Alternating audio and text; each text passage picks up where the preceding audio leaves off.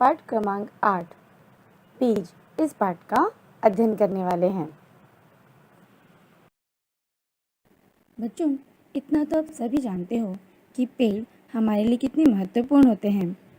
पेड़ मानव जीवन के लिए आवश्यक एवं उपयोगी माने जाते हैं। ये पेड़ वातावरण को शुद्ध बनाते हैं। बच्चों, पेड़ को वृक्ष भी कहते हैं। पेड़ हमें ऑक्सीजन देते हैं, जिसकी वजह से हम सांस लेते हैं। ये मानव जीवन के लिए आवश्यक वस्तुओं की पूर्ति भी करते हैं बच्चों, जैसे कि हमें पेड़ से फल, फूल, ईंधन, भोजन, बहुत सारी औषधियाँ, जड़ी बूटियाँ, तेल और बहुत सारी उपयोग करने वाली चीज़ें हमें पेड़ से ही प्राप्त होती है। बच्चों, पेड़ों के बिना धरती पर जीवन जीने की हम कल्पना भी नहीं कर सकते। तो ये पेड़ हमारे लिए कितने मूल्यवान और कितने महत्वपूर्ण होते हैं। बच्चों, आज जो हम पाठ पढ़ने वाले हैं, उस पाठ में भी पेड़ के महत्व के बारे में बताया गया है कि किस तरह से ये बड़े बड़े पेड़ों का जन्म उनके छोटे छोटे बीजों से होता है। कहने का मतलब है कि बच्चों, एक छोटा सा नन्हा सा बीज कैसे पौधा बनता है और पौधा बनने के बाद कैसे वह पेड़ बनता है, इसी प्रक्रिया को इस पाठ में बताया गया है। तो बच्चों, चलिए हम बढ़ते हैं अपने पाठ की ओर, जिसका शीर्षक है बीज। किसी नदी के किनारे एक बीज पड़ा था। वह बहुत छोटा था। वहाँ एक चिड़िया आई। वह चोंच मारकर बीज को खाने लगी। तब बीज बोला, रुकी रहो, जमीन में गड़ने दो, डाल पात होने दो, तब मुझे तुम खाना। चिड़िया चींची करते उड़ गई।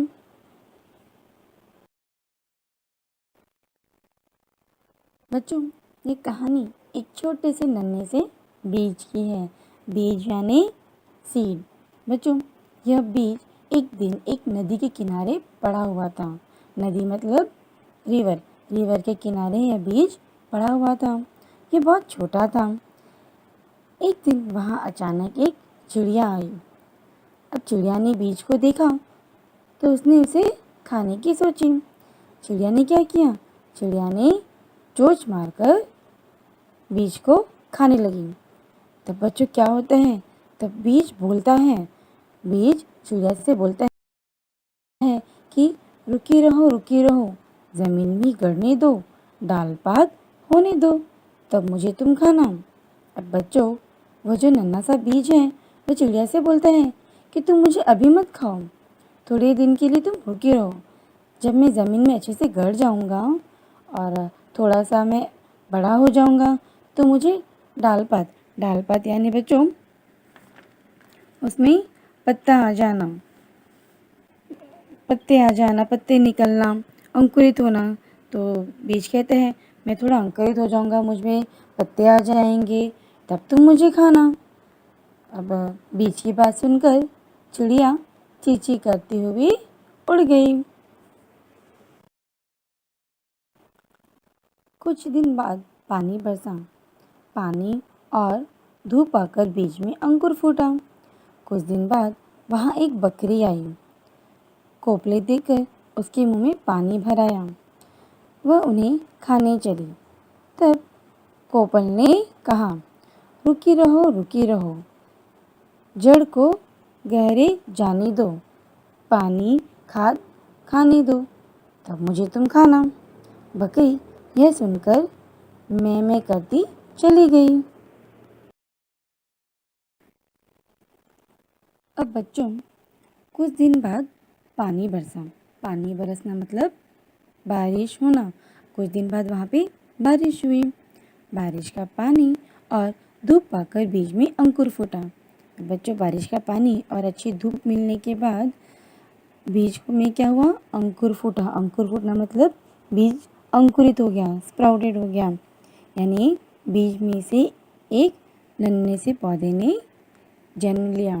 बच्चों, ये तो आपने भी देखा होगा कि बरसात के समय कहीं पे भी सड़क के किनारे या हमारे घर के आसपास कहीं पर भी कोई दाना गिरा है, कोई बीज गिरा हुआ होता है, या फिर पेड़ पे से जो फल होते हैं उसके बीज गिरे हुए होते हैं सूखकर, तो वह बारिश का पानी पाकर, अच्छी धूप पाकर वह भी अंकुरित हो जाता है और उससे भी नए पौधों का जन्म होता है।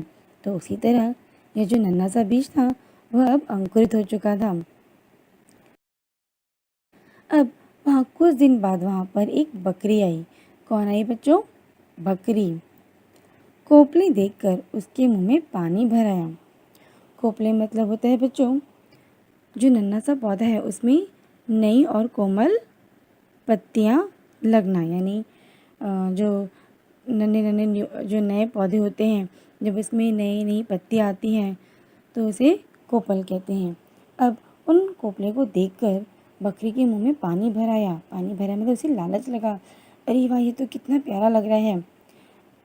तब बकरी ने उसे खाना चाहा और वह बकरी उन्हें खाने चली।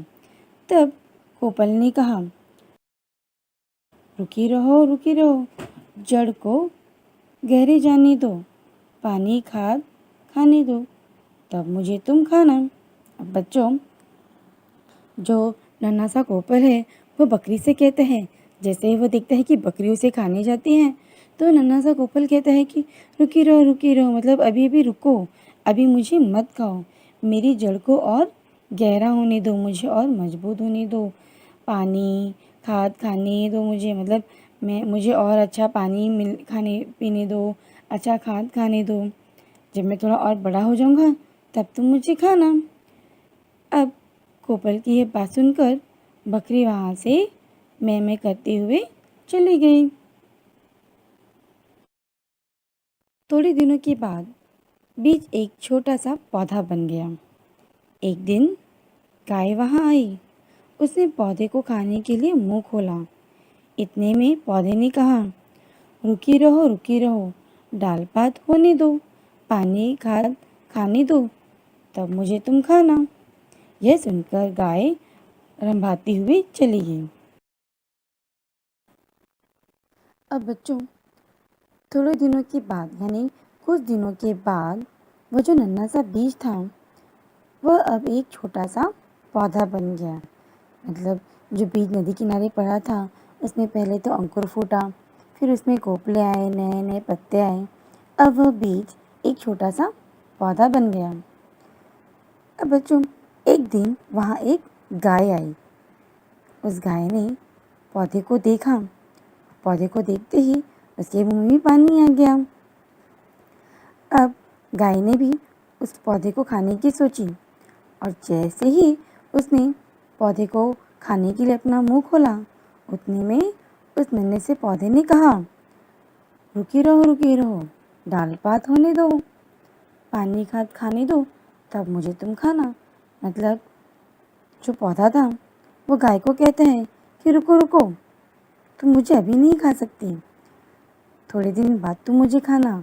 मुझ में डाल पात यानी मेरी पत्तियाँ, मेरी डाल और बढ़ने दो, मेरी पत्तियाँ और बढ़ने दो, मुझे अच्छा पानी पीने दो, अच्छा खाद खाने दो, मैं थोड़ा और बड़ा हो जाऊँगा तब मुझे तुम खाना। इस तरह से उस नन्हे से पौधे ने गाय से कहा। अब गाय भी उस पौधे की बात मानती है और वहाँ से रंभाती हुई चली जाती है। रंभाना मतलब होता है बच्चों गाय की अपनी बोली की, जिस तरह से गाय बोलती है उसे रंभाना कहते हैं। गाय की बोली को रंभाना कहते हैं। तो गाय भी पौधे की बात सुनकर वहाँ से रंभाती हुई चली गई। आगे देखिए बच्चों, बहुत दिन बीत गए, उसकी डालें बड़ी बड़ी हो गई। एक दिन फिर वही चिड़िया, बकरी और गाय वहाँ आई। उन्होंने एक दूसरे से पूछा, वह छोटा पौधा कहाँ गया? तभी पेड़ बोल उठा, मैं ही बीज हूँ, मैं ही अंकुर हूँ, मैं ही पौधा हूँ, मैं ही पेड़ हूँ, अब मैं तुम सबके काम आ सकता हूँ। यह सुनकर सब खुश हो गए। अब बच्चों आगे हम देखते हैं कि बहुत दिन बीत गए यानी बहुत समय हो गया। अब वो जो नन्हा सा पेड़ था उसकी डालें बड़ी बड़ी हो गई थी। अब वहाँ पर एक दिन फिर से वही चिड़िया, वही बकरी और गाय वहाँ पर आई। मतलब जब वह पेड़ एक नन्हा सा बीज था, नदी किनारे जब वो नन्हा सा बीज था, तब जो चिड़िया उसे खाने आई थी, तब उस बीज ने उसे मना कर दिया था कि मुझे अभी मत खाओ, मुझे थोड़ा और बढ़ने दो। फिर जैसे ही उसमें अंकुर फूटता है, कोपले आते हैं, नई पत्तियाँ आती हैं, तो बकरी आती है, तो वह बकरी को भी कहता है कि मुझे अभी मत खाना, मुझे थोड़ा और बड़ा होने दो, मुझे अच्छा खाने दो, तब मुझे तुम खाना। फिर थोड़े दिन बाद जब वह बीज एक छोटा सा पौधा बन जाता है, फिर वहाँ पे गाय आती है और इसी प्रकार से वह गाय को भी मना करता है कि मुझे अभी मत खाना, अभी तुम रुके रहो, मुझे थोड़ा और बड़ा होने दो, मुझ में अच्छे डाल, अच्छी अच्छी पत्तियाँ आने दो, मेरी शाखाओं को बढ़ने दो, तब तो मुझे खाना। तो उसकी बातें सुनकर वे सब तो वहाँ से चले जाते हैं। पर कुछ समय बाद वे लोग वापस आते हैं और उन्होंने आपस में एक दूसरे से पूछते हैं, वे जो सभी थे वे आपस में एक दूसरे से पूछते हैं कि वो छोटा सा पौधा कहाँ गया। तब बच्चों वहाँ पे एक पेड़ बोल उठता है। वह बोलता है, मैं ही बीज हूँ, मैं ही अंकुर, मैं ही पौधा और मैं ही पेड़ हूँ। अब मैं तुम सबके काम आ सकता हूँ।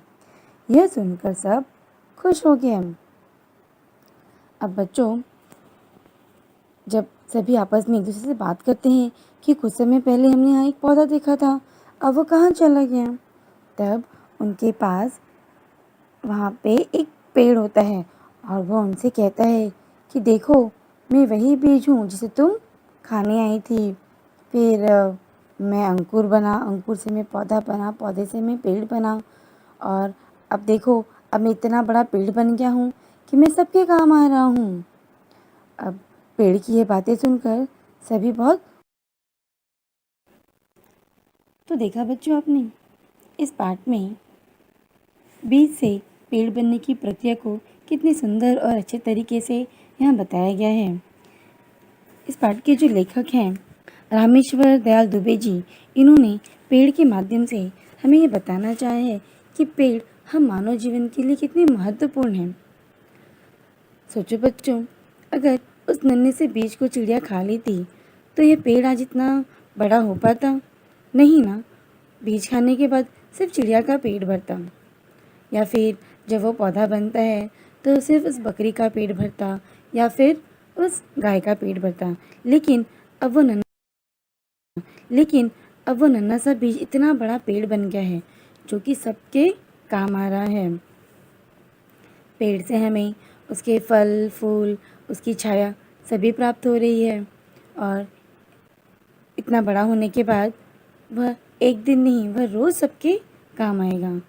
तो बच्चों, इस पाठ के माध्यम से लेखक ने हमें यह संदेश देना चाहा है कि हमें अपने पर्यावरण को अगर बनाए रखना है, हमें अपने आप को आगे अच्छा सुखद जीवन जीते हुए देखना है, तो हमें वृक्षों की कटाई पर रोक करनी होगी।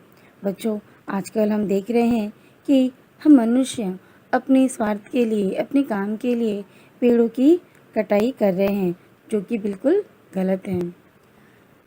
अगर हाँ, हम पेड़ काट रहे हैं तो हमें उसका दुगना पेड़ लगाना भी चाहिए।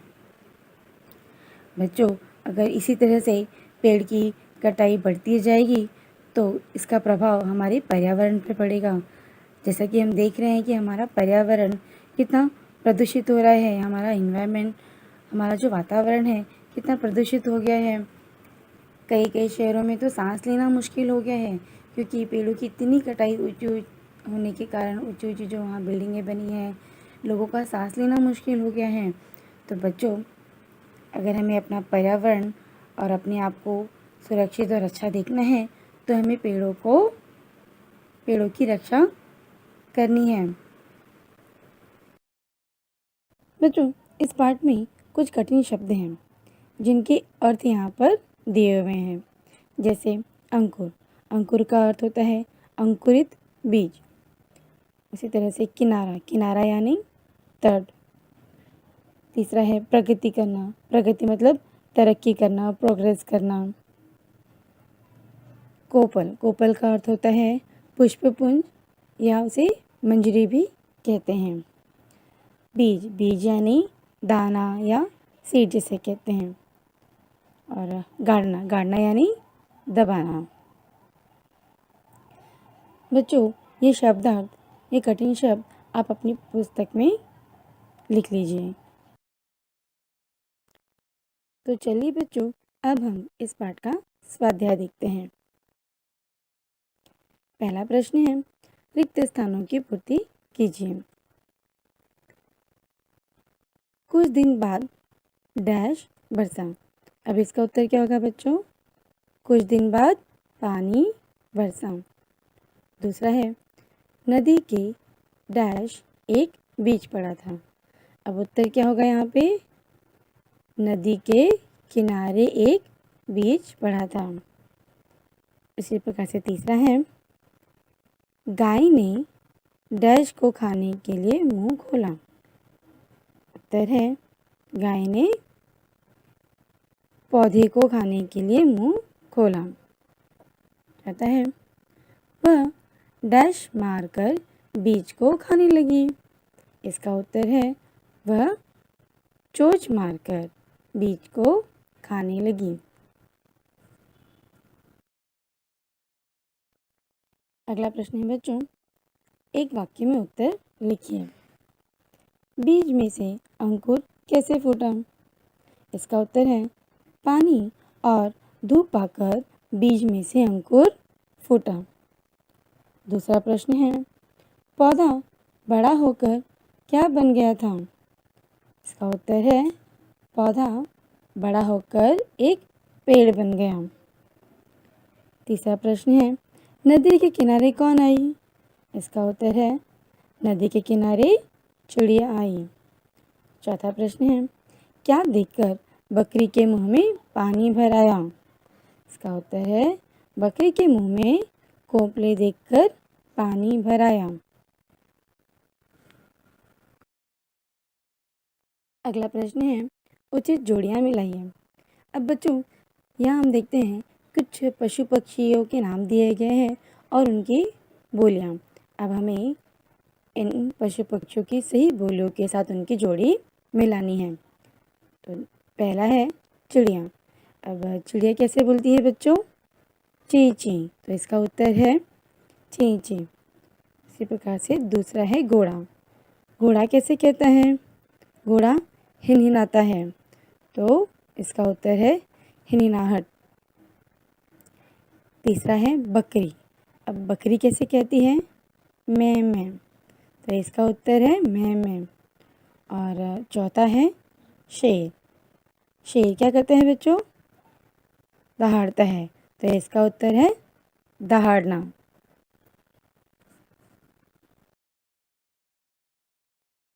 अगला प्रश्न है बच्चों, पाठ के आधार पर निम्नलिखित वाक्यों के सामने सही या गलत का निशान लगाइए। पहला प्रश्न है, वह चोंच मारकर बीज को खा गई।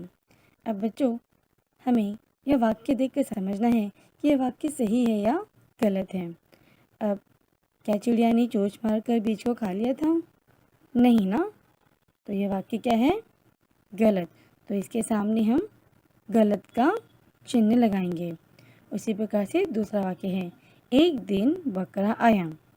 अब बच्चों, वहाँ एक दिन कौन आती है? बकरी आती है। तो बकरा यहाँ पे क्या है? गलत है।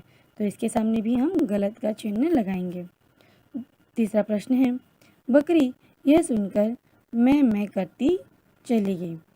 अब बच्चों, खोपले की बात सुनकर बकरी क्या करती है? बकरी मैं सुनकर चली जाती है। तो ये वाक्य सही है। तो इसके सामने सही का चिन्ह लगाइए। चौथा प्रश्न है, उसकी डालें बड़ी बड़ी हो गई। अब बच्चों, किसकी डालें बड़ी हो गई? पौधे की। जो नन्हा सा पौधा था, अब उसकी डालें बड़ी बड़ी हो गई हैं। तो ये वाक्य भी क्या है? सही है। तो इसके सामने भी सही का चिन्ह लगाइए।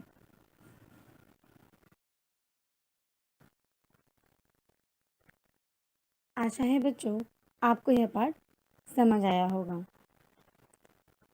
धन्यवाद।